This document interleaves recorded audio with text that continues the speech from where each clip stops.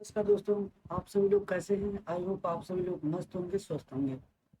तो जैसे कि दोस्तों मैं आज की वीडियोस में आप लोग से बात करने वाला हूँ एमएस वर्ड का होम टैब जो होता है उसके बारे में। ठीक है, जैसे कि आप लोग यहाँ पे देख सकते हो, यहाँ पे मैंने होम टैब के जो ऑप्शंस होते हैं मैंने सारे का स्क्रीनशॉट यहाँ पे लगा चुके हैं। ठीक है, तो यहाँ पे जैसे कि मैं क्या कर रहा हूँ कि एमएस वर्ड का जो भी पूरा प्ले लिस्ट होता है मैं सब कुछ बनाने वाला हूँ। तो आप लोग प्लीज़ वीडियोस को एंड तक बने रहिए। ठीक है, और मैं एक एक चीज़ को बिल्कुल शुरू से सिखाऊंगा और बिगिनर से लेकर एडवांस तक सिखाऊंगा। तो आप लोग प्लीज़ हमारे चैनल पे बने रहिए, हम आप लोग को पूरा विस्तार बाई विस्तार समझाएंगे। ठीक है, तो जैसे कि दोस्तों मैं क्या करता हूँ, इसका एक पीडीएफ ऑन करता हूँ। जैसे कि मैंने यहाँ पे पीडीएफ ऑन किया। ठीक है, तो यहाँ पे क्या लिखा है, M S Word home tab. ठीक है, मैं आप लोग को यहाँ पे ड्रॉ करके दिखाऊंगा अभी। जैसे कि यहाँ पे लिखा है M S Word home tab. ठीक है, फिर लिखा है होम टैब का परिचय, जिसको बोलते हैं इंट्रोडक्शन। ठीक है, तो मैं बात करता हूँ, यहाँ पे लिखा हुआ है आज हम एम एस वर्ड के होम टैब के बारे में सीखेंगे। Home tab M S Word का सबसे महत्वपूर्ण टैब होता है, क्योंकि हम सब भी कोई भी नया डॉक्यूमेंट बनाते हैं तो सबसे पहले अधिक उपयोग होने वाली होम टैब होता है। ठीक है, उसके बाद क्या लिखा है, होम टैब की सहायता से हम क्या करते हैं, टेक्स्ट को लिखने के काम करते हैं, टेक्स्ट को छोटा बड़ा करने के काम करते हैं, टेक्स्ट को इटैलिक और बोल्ड अंडरलाइन करने के लिए काम करते हैं, टेक्स्ट को रंग बदलने के लिए, पैराग्राफ सेट करने के लिए, कट और कॉपी पेस्ट करने के लिए, इसके लिए और भी सारे महत्वपूर्ण कार्य करते हैं। ठीक है दोस्तों, तो इसमें हमने बहुत सारी चीज़ें करते हैं। फिर उसके बाद यहाँ पे लिखा हुआ है, यदि आपको होम टैब अच्छी तरीके से समझ में आ गया है तो आप एमएस वर्ड की आसानी से सुंदर और प्रोफेशनल डॉक्यूमेंट तैयार कर सकते हैं। ठीक है, जिसमें क्या है, पहले आएगा क्लिपबोर्ड, फिर फॉन्ट ग्रुप, फिर पैराग्राफ ग्रुप, फिर स्टाइल ग्रुप, फिर एडिट ग्रुप। ठीक है, ये हमारे पास 5 ग्रुप्स आएंगे, तो मैं पांचों ग्रुप को यहाँ पे विस्तार बाय विस्तार समझाऊंगा। ठीक है, अब मैं क्या करता हूँ कि जो एमएस वर्ड का एमएस वर्ड जो होता है उसको मैं खोलता हूँ, उसके बाद होम टैब को ऑन करता हूँ। ठीक है, तो मैं क्या करता हूँ, यहाँ पे सर्च करता हूँ सबसे पहले एमएस वर्ड। ठीक है, मैंने सर्च किया है तो सबसे पहले नंबर पे आ रहा है, तो इसको माइक्रोसॉफ्ट ऑफिस वर्ड के नाम से जानते हैं। इस पर हमने क्लिक कर दिया तो ये हमारा ओपन हो रहा है। ठीक है, चाहे वो विंडोज 10 हो, चाहे विंडोज 16 हो, या चाहे विंडोज 7 हो, तो लगभग सेम में सारे फीचर्स होते हैं, थोड़ा सा बहुत एडवांस होते हैं। तो अगर कोई दिक्कत होगी तो मैं उस चीज़ को बताने की कोशिश करूंगा। ओके, तो ये हमारा होम टैब ऑन हो चुका है, जिसमें हमने आप लोग को बताया कि 5 ग्रुप होते हैं। पहला आता है क्लिपबोर्ड, फॉन्ट, पैराग्राफ, स्टाइल और एडिट। सबसे पहले नंबर पे बात करते हैं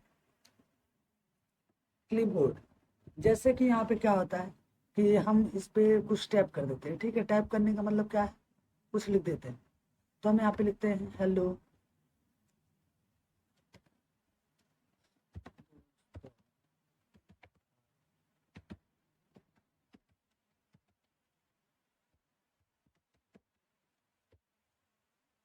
हमने इतनी सारी चीजें लिखी, आप सब लोग कैसे हैं।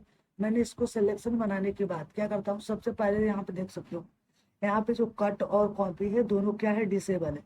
इसको इनेबल करने के लिए हम क्या करते हैं कि सिलेक्शन बनाते हैं। क्या करते हैं, टेक्स्ट पे सिलेक्शन बनाते हैं। जैसे हमने टेक्स्ट पे सिलेक्शन बनाया तो यहाँ पे हमारा कट और कॉपी इनेबल हो गया।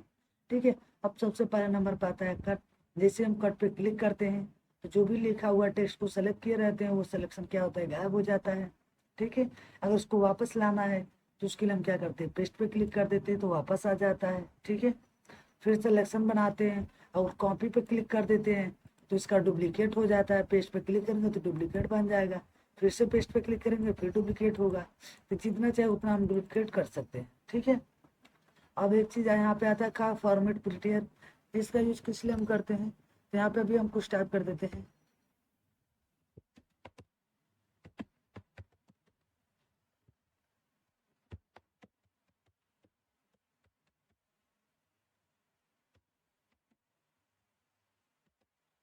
यहाँ पे हमने टाइप कर दिया, उसके बाद हम क्या कर सकते हैं, इसको कोई दूसरा फॉन्ट स्टाइल दे देते हैं। ठीक है, हमने क्या किया, यहाँ पे दूसरा फॉन्ट दे दिया।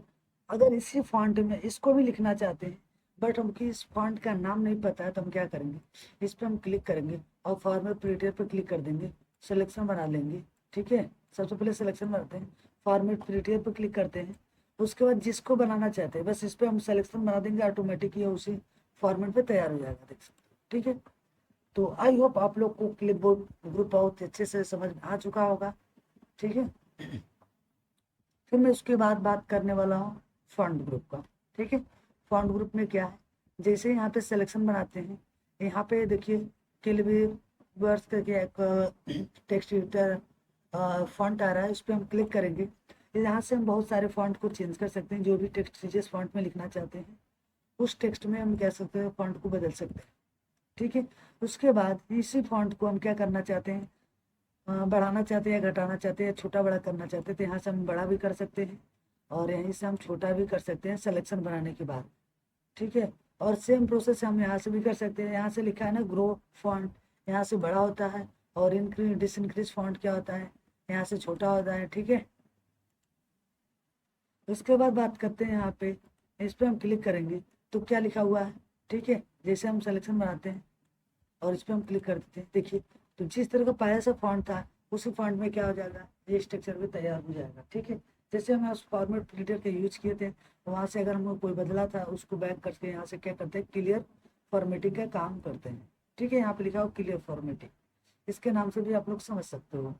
फिर इसके नीचे आता है हमारे पास बोल्ड, इसको हम सिलेक्शन बनाते हैं और बी पे क्लिक कर देंगे तो ये बोल्ड हो जाएगा, मतलब मोटा हो जाएगा। ठीक है, इटैलिक का मतलब होता है तिरछा करना, इस पर हम सिलेक्शन बनाते हैं और इस पर इटैलिक पर क्लिक कर देंगे तो तिरछा हो जाएगा, देख सकते हो। ठीक है, अंडरलाइन वाले पर क्लिक करना है, बस इस तरह हम सिलेक्शन बनाते हैं, अंडरलाइन पर क्लिक कर देंगे तो इसके नीचे लाइनिंग आ जाएगी। ठीक है, इतनी सारी चीज़ समझ में आई। अब हम क्या करते हैं, जैसे कोई भी प्राइज वगैरह लिखते हैं तो उसमें हम बीच में क्रॉस लाइन लेते हैं। ठीक है, तो इस तरह का क्रॉस लाने का काम कर सकते हैं। ठीक है, उसके बाद है सब स्क्रिप्ट सुपर स्क्रिप्ट, मैं उसको भी करके दिखाता हूँ। यहाँ पे मैंने एच और टू लिखा, तो टू और एच दोनों सेम साइज में है। और ये देखिए, अगर हम टू को क्या करना चाहते हैं, सिलेक्शन बना के इसको अगर सब स्क्रिप्ट करेंगे तो ये नीचे चला जाएगा। ठीक है, फार्मूला के तौर पे, और मैथ के फार्मूला पे स्क्वायर वगैरह लगाना होता है तो सुपर स्क्रिप्ट पे क्लिक करेंगे तो फार्मूला उस तरह का लग जाएगा। मैं इसको जूम करके दिखा देता हूँ,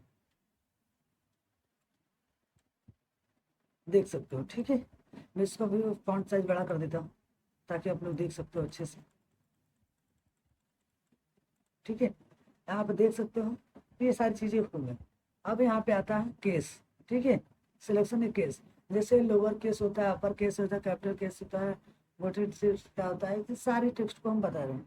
जैसे जो फर्स्ट वाला है उस पर लिखेंगे तो सारे लेटर्स क्या होंगे, स्मॉल लिखाएंगे, और सेकंड वाला जो ऑप्शन है उस पर लिखेंगे तो सारे लेटर्स क्या हो जाएंगे, कैपिटल हो जाएंगे। थर्ड वाले के ऑप्शन पे क्लिक कर देंगे तो जो हमारा पहला लेटर होता है वो कैपिटल हो जाएगा, तब बाकी सब स्मॉल हो जाता है। चौथे नंबर पे सेलेक्ट करेंगे तो उसका मतलब ये होता है कि पहला लेटर हमारा स्मॉल हो जाएगा, बाकी सब कैपिटल हो जाएगा। ठीक है, तो इसे वो केस बोलते हैं, जो हमारा टेक्स्ट स्टाइल का फॉन्ट होता है उसको बदलने का काम करता है। ठीक है, अब यहाँ से हम क्या कर सकते हैं, यहाँ पे क्लिक करेंगे तो लिखा हुआ है टेक्स्ट हाइटिंग कलर्स। ठीक है, इस पर हम क्या कर सकते हैं, टेक्स्ट पे कलर डालना है, इस पर हम क्लिक करते हैं, उसके बाद हम कोई भी कलर डाल सकते हैं। ठीक है, देख लेते हैं हाईलाइटिंग कलर हो गई, इसके बैकग्राउंड में कलर डाल के, लेकिन अगर ये टेक्स्ट को कलर करना चाहते हैं तो इस वाले ऑप्शन पर क्लिक करके उसमें कोई भी हम कलर फिल कर देते हैं। ठीक है, तो आई होप आप लोगों को फॉन्ट साइज भी समझ में आ चुका होगा और फॉन्ट ग्रुप भी समझ में आ चुका होगा। ठीक है, फिर मैं अब बात करने वाला हूँ पैराग्राफ के बारे में। ठीक है, अब मैं पैराग्राफ को भी देख लेता हूँ और आप लोग को दिखा भी देता हूँ। यहाँ पे हमारे पास देख सकते हो पैराग्राफ है, ये देखिए ये क्या कर रहा है, यहाँ से देखिए यहाँ तक लिखने का काम कर रहा है। ठीक है, अब इसको सिलेक्शन बनाते हैं और यहाँ पे लिखा हुआ है, इस पे अगर हम नंबर्स वगैरह डालना चाहते हैं, कोई मार्का या लोगो वगैरह देना चाहते हैं या बुलेट पॉइंट वगैरह डालना चाहते हैं तो डाल सकते हैं। देखिए यहाँ पे मैंने पॉइंट्स डाला और मैं इन सब पे पॉइंट्स डालने की कोशिश करूंगा तो जा सकता है। ठीक है, देखते हैं सब पे पॉइंट्स चला गया। ठीक है, सेम प्रोसेस है, यहाँ पे जितने भी सारे पॉइंट्स के ऑप्शन दिए हैं किसी पर भी यूज कर सकते हैं। ठीक है, और हम यहाँ पे क्या कर सकते हैं, चेंज लेयर्स पे क्लिक कर सकते हैं, यहाँ पे जो ऑप्शन है इसको सिलेक्शन बना सकते हैं, और यहाँ पे एक ऑप्शन आ रहा है डिफॉल्ट रिबोल्ट। ठीक है, यहाँ से पिक्चर्स वगैरह भी सेलेक्ट कर सकते हैं फॉन्ट्स में डालने के लिए। ठीक है, और यहाँ से इम्पैक्ट भी करके हम अपने डाउनलोड पिक्चर्स पे चले जाते हैं, और हम यहाँ से क्या कर सकते हैं, इसको यूज़ करके बुलेट पॉइंट्स में हम इसका यूज़ कर लेते हैं। और उसके बाद ओके कर देते हैं। देखिए सब में चला गया। ठीक है, यहाँ पे देख सकते हो।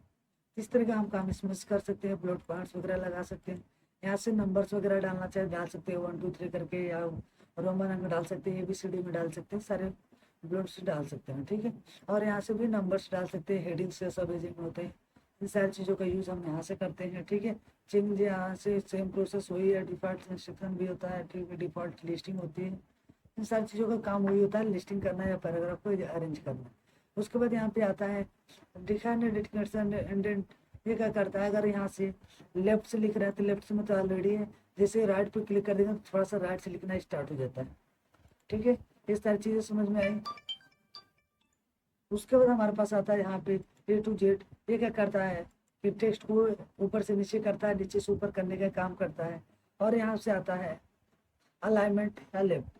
लेफ्ट से तो ऑलरेडी लिख रहे हैं, अगर इसको हम सेंटर से लिखना चाहते हैं तो जैसे इस पर क्लिक करेंगे तो सेंटर से लिखना स्टार्ट हो जाएगा।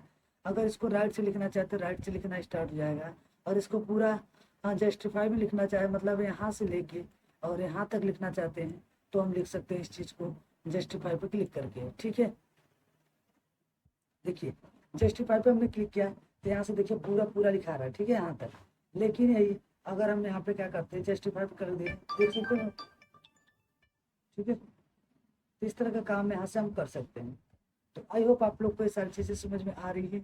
और यहाँ से जो क्या टेक्स्ट लिखा हुआ है हमने, उस पर हम क्या कर सकते हैं, गैप को कम या ज़्यादा करना चाहते हैं, टेक्स्ट के बीच की मार्जिन को कम या ज़्यादा करना चाहते हैं तो यहाँ से हम कर सकते हैं। रिमूव करना चाहते हैं तो रिमूव भी कर सकते हैं। ठीक है, उसके बाद यहाँ से आता है कलर। यहाँ पे हम जो भी होता है टेक्स्ट के बैकग्राउंड में कलर डालना चाहते हैं तो यहाँ से हम डाल सकते हैं। ठीक है, जैसे यहाँ से डाल रहे थे, यहाँ से हाईलाइट कर रहे थे, यहाँ से इसको बैकग्राउंड में कलर डाल रहे हैं।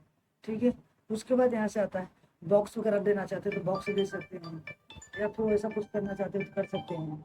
ठीक है, ऐसी सारी चीज़ें, बहुत सारी चीज़ें कर सकते हैं। ठीक है, तो आई होप आप लोग को ये सारी चीज़ें समझ में आ चुकी होंगी। ठीक है, यहाँ से हम बॉक्स वगैरह डालते हैं। मैं रिज्यूम जब बनाने की दिखाऊंगा, रिज्यूम कैसे बनाते हैं तो उसमें हम सारी चीज़ों को दिखाएंगे। ओके, फिर उसके बाद यहाँ पे आता है हमारे पास स्टाइल्स। ये सारी चीज़ें समझ में आ चुकी होंगी पैराग्राफ की। अब हम स्टाइल के बारे में बात करते हैं। जैसे स्टाइल पे हम क्लिक करते हैं, सिलेक्शन बनाते हैं तो यहाँ से नॉर्मल है। देखिए स्टाइल चेंज होता जाएगा। ठीक है, ये हेडिंग है, सब हेडिंग है, हेडिंग 4 है। इस तरह की बहुत सारी स्टाइल्स हैं तो किसी का भी इस्तेमाल कर सकते हैं। जैसे हमने कोई स्टाइलिंग लगा दी, उसको क्लियर करना चाहते हैं तो यहाँ से क्लियर भी कर सकते हैं। ठीक है, आज सेम प्रोसेस यहाँ पे भी है, सेम वही स्टाइल वगैरह है, सब कुछ है। ठीक है, ये 3 का है, ये 7 का है। तो इस तरह के काम यहाँ से हम स्टाइल चेंज कर सकते हैं। यहाँ से कलर वगैरह इफेक्टिव है, काम नहीं करता है फिलहाल में। ठीक है, यहाँ से फॉन्ट स्टाइल भी चेंज कर सकते हैं, देख रहे हो रहा है। तो ये सारी चीज़ें समझ में आ चुकी होंगी। मैं क्या करता हूँ, एक चीज़ और कर देता हूँ, यहाँ पे मैं कुछ टेक्स्ट लिख देता हूँ। ठीक है,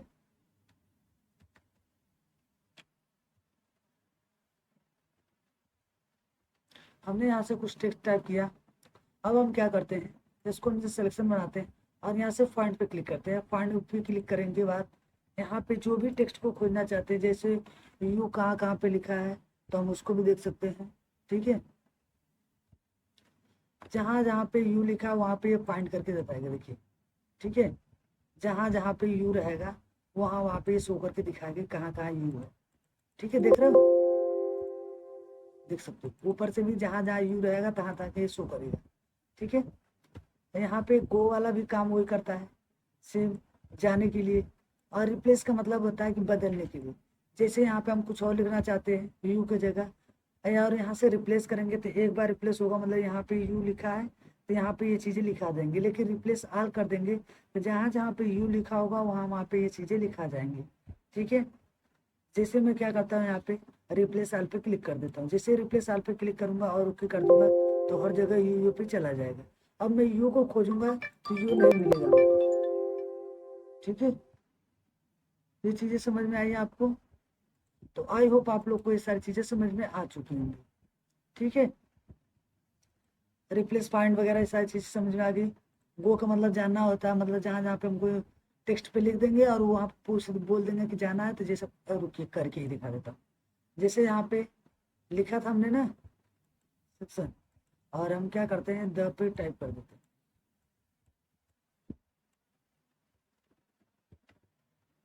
हमने टाइप कर दिया यहाँ पे, और यहाँ से कंट्रोल भी कर देते हैं और ओके कर देते हैं। देखिए गो पे क्लिक कर देंगे तो ये जाने लगेगा, ठीक है। तो यहाँ सब वहाँ पे जाने के लिए इसका यूज करते हैं। रिप्लेस आपको मैं बता ही दिया था।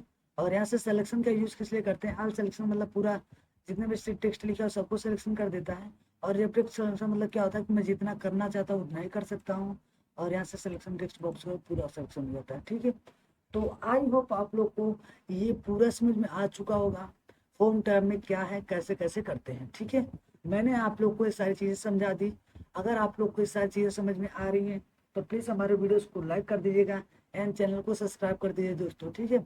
और मैं पूरा एडीसी का पूरा प्लेलिस्ट बना रहा हूँ, आप लोग पूरे प्लेलिस्ट को सीख सकते हो बहुत ही आसान तरीके से, ठीक है।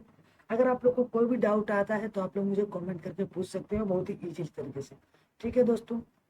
तो मिलते हैं नेक्स्ट वीडियो में, तब तक के लिए bye, thank you so much, जय हिंद। अगर आप लोग को कोई भी दिक्कत आई तो आप लोग एक बार कमेंट जरूर करना, ठीक है। जय हिंद दोस्तों।